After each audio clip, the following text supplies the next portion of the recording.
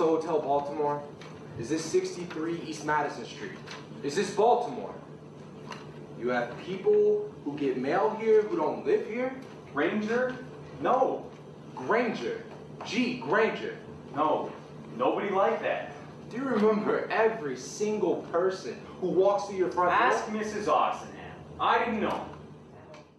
I think the biggest challenge in doing this style of piece is really utilizing your imagination and really not giving up on thinking about everything that you can to make it lucrative and make it real. Because it's very much about bringing the audience right into the world of the play. Everything, as far as we can make it, is absolutely real. Nothing is mimed. Everything is literally as it should be. Although none of us in the cast ever lived in the 70s, I think that it's so important that each of us really try to embody at least something about it or think about it constantly.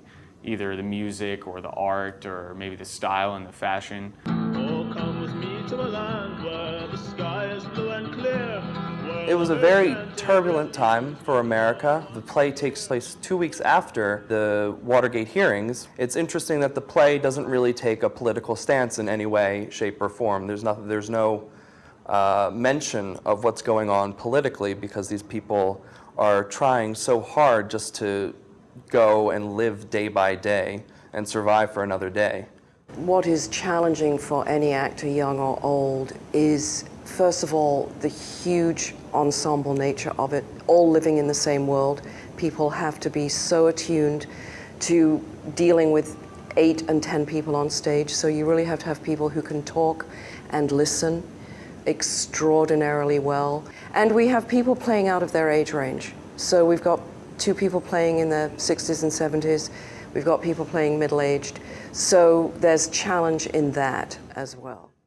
I've been sitting here reprimanding myself for being so unobservant. I was realizing that there are very few people here whom I remember a year after they left. Some of these characters are so mysterious. Lanford Wilson only gives you just so much information about them, but their behavior is so strong and so interesting and distinctive.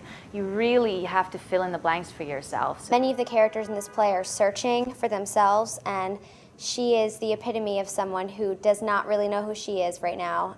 She changes names a lot because she's not sure who she is. In Cats, I find a lot of difficulty in trying to embody a not-so-free spirit. Sort of shoot from the hip, and I'm not very organized a lot of the time, and I really just sort of go for things. But I think that in Cats' world, there's no room for that. There being no plot and there really being no story for April, it was incredibly difficult for me to figure out what she wants. What she does to get what she wants, what are her dreams, what are her aspirations, which is such a huge part of our training here, especially in the junior year. I am always bugging them, asking them what are they doing and what do they want. Those are my 2 major questions. It's been interesting to watch everyone in their year working with the technique that they've learned thus far, and how it has been a great blend. Our rehearsal process has been a really great blend of the techniques that we have learned. Overall, with such a Chekhovian-style play, living life on stage has been really difficult. You find yourself going, well, I'm not doing anything. I need something to do. And Rosey will say, well, why? You're just living. Can't you just live? And then you go, oh, wait, well, that's kind of what this play is about, isn't it? It's been really exciting, and I'm really trying to relish it, as scary as it is, because I know the chances of this happening outside of school are pretty slim. And I've enjoyed a lot of the characters I've played in the past, but it's never been a stretch like this. This is like wild.